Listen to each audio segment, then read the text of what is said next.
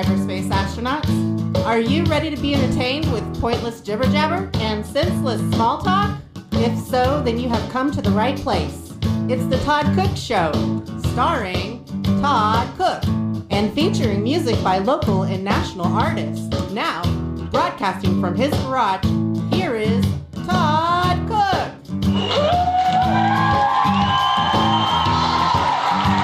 Hello, everybody.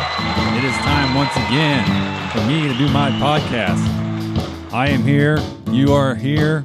I am talking. You are listening. This is the Todd Cook Show. I am Todd Cook, and thank you very much for joining me today to listen to my podcast. This is episode 2-3, meaning episode of season 2, episode 3 on the Todd Cook Show. The Todd Cook Show at gmail.com is my email address. You can look me up on Facebook as well. Listen to the show on youtube.com/The Todd Cook Show, or go to podomatic.com and find my show there, or even go to iTunes and you can find my show there in the podcast section as well. So there are all kinds of ways to listen to the show. I'm glad you have chosen at least one of those to listen today. On this show, I got a lot of baby talk coming up. This whole show's about baby talk. If you listen to my previous shows, you might have learned that my wife and I are expecting our third child, and we have found out what the sex is of that child, and I'm going to tell you about that coming up in just a few short minutes. All kinds of all this show is going to be about is just baby talk, baby talk. Baby talk, baby talk. It's a wonder you can walk. That's from the Brady Bunch. In case any of you out there did not recognize that, that's the episode where Cindy Brady, the youngest of the Brady girls, and I believe the youngest of Brady overall. I think she was younger than Bobby. I believe so. She was the youngest Brady overall. She had a little trouble saying her S's, and there was a bully at school that was making fun of her. That bully's name was Buddy Hitton. And don't ask me how I know so much about that. I guess it just shows that I watched a few episodes of the Brady Bunch back in the day. But baby talk, it's a wonder she can walk. That was a little thing that he said to her to make fun of her. And I also remember Mr. Brady was going to go talk to Buddy Hitton's dad, and he was going to use calm and cool reasoning. That's what he kept saying over and over. And then when he got there, it turns out Buddy Hitton's dad was kind of a big guy, a bit of a bully as well. But I don't know how I got off on a Brady Bunch topic there. But back to my show. We're going to talk about getting some stuff off Craigslist for the baby, and like I said, about the baby, if it's going to be a boy or a girl. I'm going to let everybody out there know that if you don't know already. And I got music by Kill the Reflection. I played a song by them a little while back on the show. Nice band out of Oklahoma City. So you want to stay tuned and hear Kill the Reflection coming up shortly. But let's go ahead and talk about this. I want to talk about this right here on the opening. I'm going to surprise everybody right now. I know what the sex of the baby is. We have found out that it is a little girl. And my wife is really thrilled about that. You know, some people think, we just want a nice, healthy baby. Doesn't matter if it's boy or girl. And I agree with that as well. But it's okay to want one sex over the other. We got two boys. Why not want a girl? And if it had been a boy, we would have been fine with that as well. But we got us a little girl coming up. And I've come to find out in life that I don't know anything about girls. I barely know much about boys. Now, I know a lot about boys. I am one. I was one. And I got two boys. And I know a lot about boys. But I don't know much about girls at all. So I'm a little worried. I have two sisters. And I married a girl. And so you would think I would know something about girls. But I really do not know anything about girls at all. I know girls like different things than boys, and boys like different things than girls. And I guess as time goes on, as the little girl starts to grow, I'll probably start learning more and more. And if you take all the knowledge that I'll have by the time she's 18 and stack it all together in one big stack, it still won't amount to a hill of beans. But, with being married to my wife, I found out a little piece of wisdom that I've learned over the years is this, and that is sometimes you might not understand why they are doing the things that they do, but you don't have to understand. You just have to accept it. You don't have to understand. You just have to accept it. That's the way it is. I know that's the way it is because they've told me that's how it is. I've seen them I've experienced them enough to know that they are true, being true about this, and they like this certain thing. I don't understand it, but I accept it because I know that it's true. For example, I don't understand how my wife can like those Twilight movies and the books. She read the books and went to all the movies, the vampires and the werewolves and all that good stuff. I don't understand how she can like it, but I accept it because I know that it's true. She would not have spent the time reading the books or going to the movie if she did not like it. She obviously does, and I obviously don't understand why. In the same token, she doesn't understand why I like football. And she probably never will. But she accepts it. I don't understand why she likes the Twilight stuff, but I accept it. She doesn't understand why I like football, but she accepts it. And that's just how it's going to be. But, I don't know much about girls, and so I'm a little worried about that because I do, like I said, I do know a thing or two about boys, and I know how boys can be kind of, for lack of a better word, they can be jerks at times. I was one of those boys, and the problem is, at some point, when my daughter grows up, she's going to be interested in hanging out with some of those boys, and that's what worries me. Because although I don't know anything about girls, I do know a lot about boys, and they can be kind of dangerous at times. And so we got to do a lot of things to get ready, for the little girl that's going to be here, clothes and stuff. And we've done a lot of shopping on Craigslist, and I'm going to tell everybody about that experience coming up here in just a bit. But we got to get clothes and everything, whatever you need for the baby, bottles, diapers. The list just goes on and on. Different things that you need for the baby.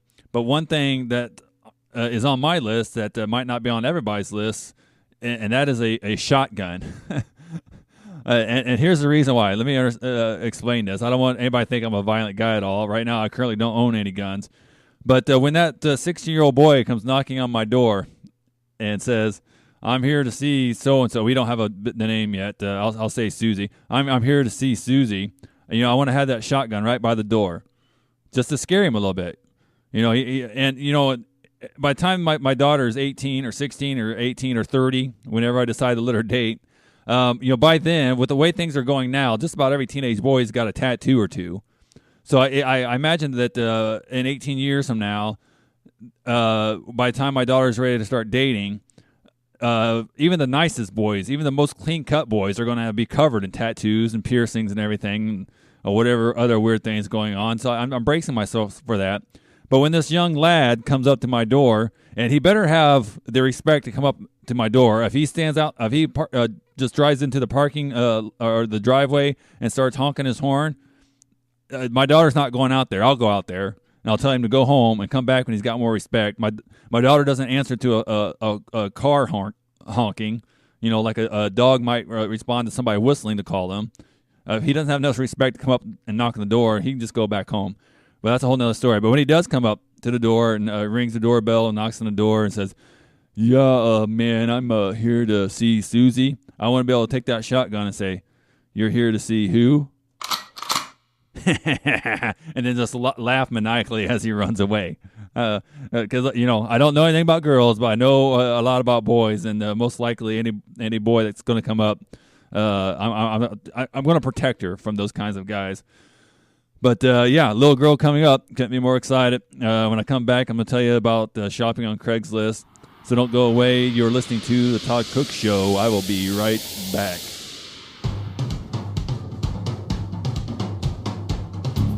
Hi, Todd Cook here. Do you like going out on Friday or Saturday nights for some supper and live music, but you're not into the bar scene? Because let's face it, when the alcohol starts to flow, those places can get a little loud and a bit rowdy. Sometimes to the point that it becomes difficult for you to enjoy your food or the music. Do you wish that there was a place that had good food, good music, but a less distracting atmosphere? A place that you can enjoy the food and the music, but still get home at a decent hour? Well, that place does exist, and it's right here in Wichita on the corner of Douglas and Hillside, or 110 South Hillside to be exact. It's called The Kiln. They have live music every Friday and Saturday night, starting at 7 p.m. and ending at 9. The Kiln is a Christian-ran, non-alcoholic establishment that operates solely on donations, and they always have great food and great entertainment. And one of the best parts, you don't need a babysitter. You can bring the kids with you. So for more information, contact Mike through the Facebook page, The Kiln, K-I-L-N, and be sure to check it out yourself this Friday or Saturday night, 110 South Hillside, corner of Douglas and Hillside in Wichita. The Kiln, where they are always glad you came.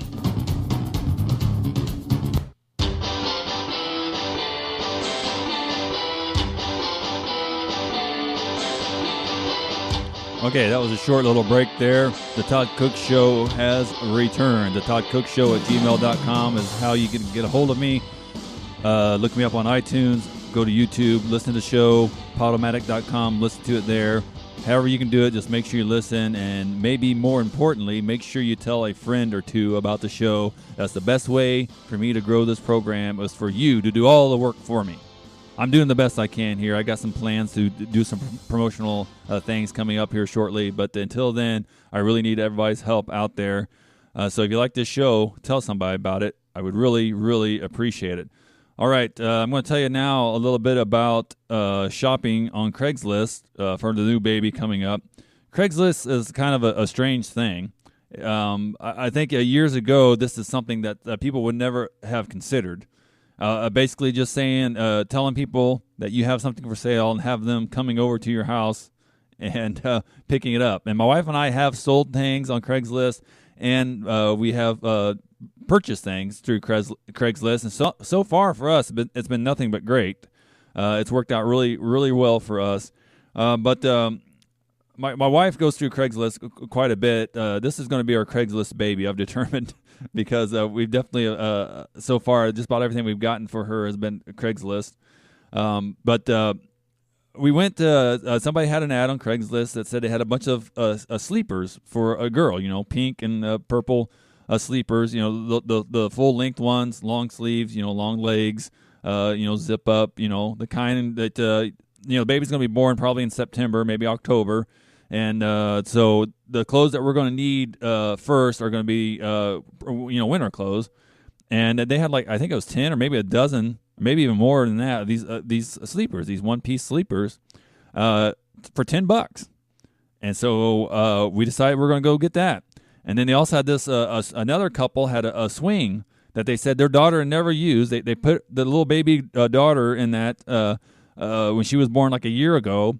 And the baby didn't like it. She would just cry and scream, and so it's hardly ever used. And it was $75. It's one of those swings, you plug it in, and it's got the music that plays, and it swings the baby back and forth. And my wife looked it up online, and it was, I think, $150, maybe $175 for this, and they had it up there for $75. So we had all these sleepers we're going to get for $10, and we had all this swing that we're going to get for $75. And we leave the house and we go to get the sleepers first, and we meet them in a parking lot in front of this business, just because it's easier that way. Sometimes, I imagine a lot of people feel safer to meet somebody in public than having people come to the house.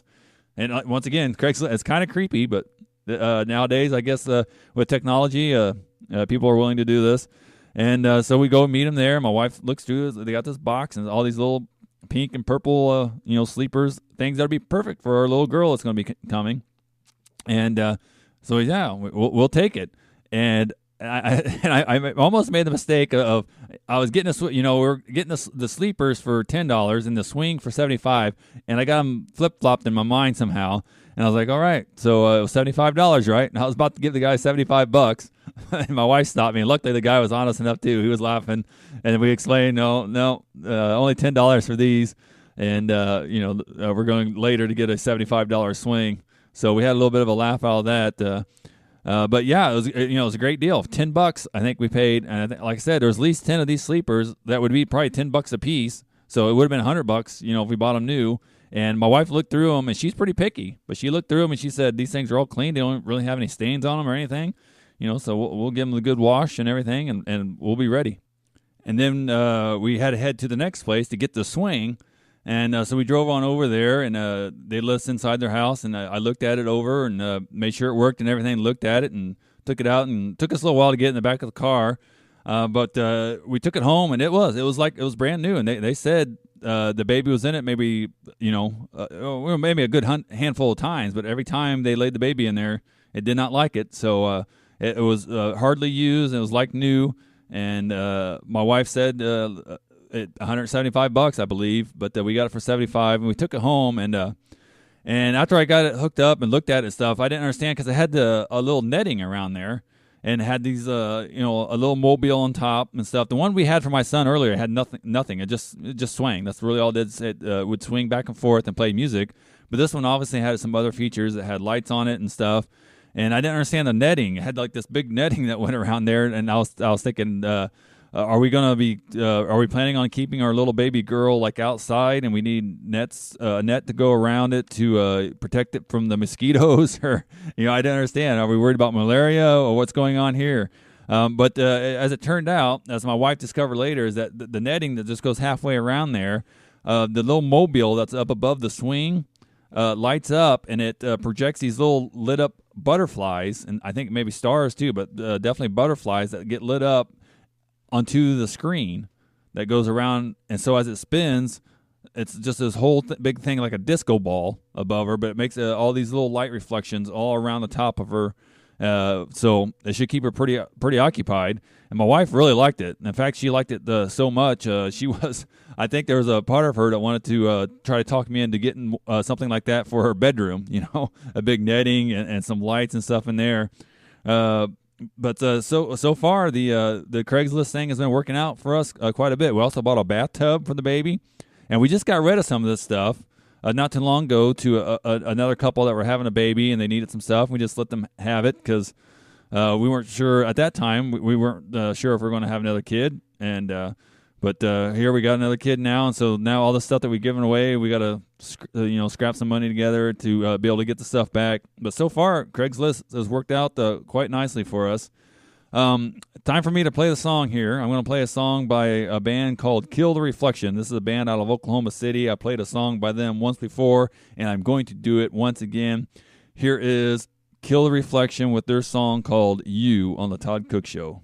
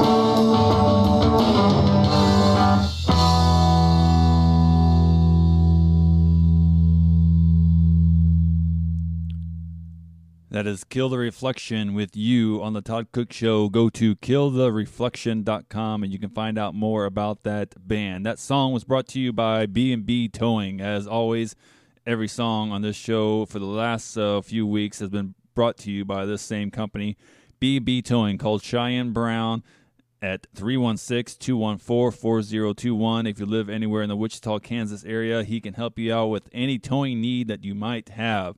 If you need a tow, if you need a jump start, if you need a winch out, if you need somebody to help you because you have locked yourself out of your vehicle, he can help you with that.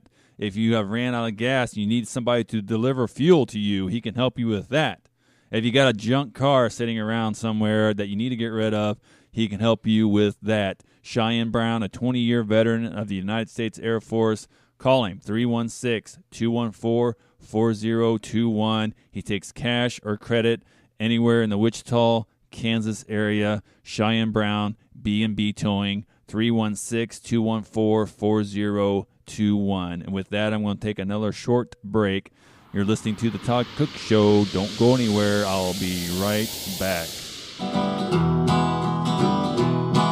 Hi, everybody. Do you live in the Wichita area? Are you looking for a great place for lunch or dinner? Do you love live acoustic music but don't know where to go? Try the Artichoke Sandwich Bar. It is located on the corner of Broadway and Murdoch in Wichita, and it is a fantastic place to eat and listen to live music. It is located on the corner of Broadway and Murdoch in Wichita, and what goes better with a sandwich than a cold beer? So look up the Artichoke Bar on Facebook today to find out when they are opened and what musical artist is performing next. They just celebrated their 30th year in business, so you know they're doing something right. The Artichoke Sandwich Bar, 811 North Broadway, Wichita, Kansas, where everything is okie dokie artichoke.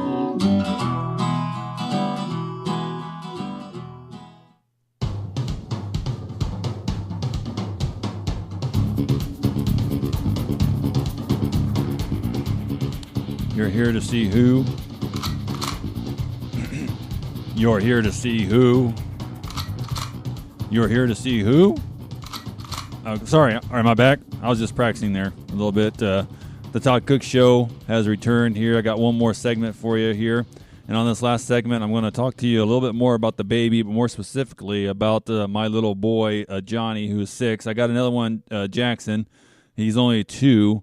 And he doesn't quite understand what's going on yet at all, I don't believe. But Johnny definitely does understand, and he's starting to ask more and more questions about it. And one of the questions that he asked early on was if it's going to be a boy or a girl. And we had to tell him that we did not know for sure if it was going to be a boy or a girl at first.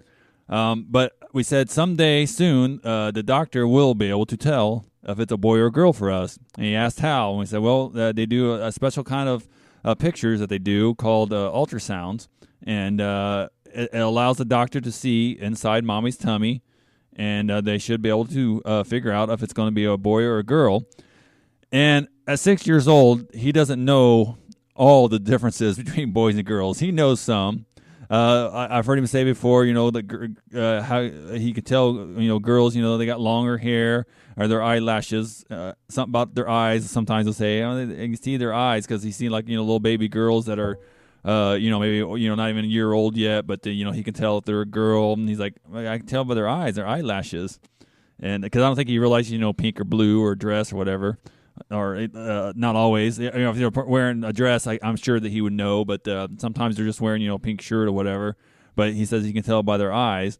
But he was asking specifically about this one. How could, because the baby inside mommy isn't going to have any clothes on, and how are they going to be able to tell if it's a boy or a girl?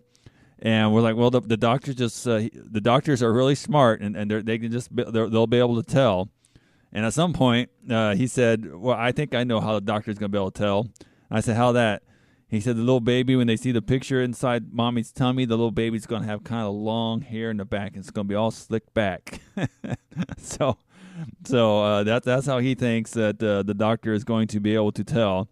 And he was in school, still in kindergarten at that time, so I didn't want to really want to tell him the main difference because I was afraid he'd go back to school and cause a bit of a ruckus, with this other 6-year-olds around there. And his kindergarten teacher would probably appreciate it if I did not share that information just yet. And he only had another couple weeks left. But now we're at that point now where once the diaper changes start happening with a new baby, at some point he's going to stick his head in there and he's going to realize that.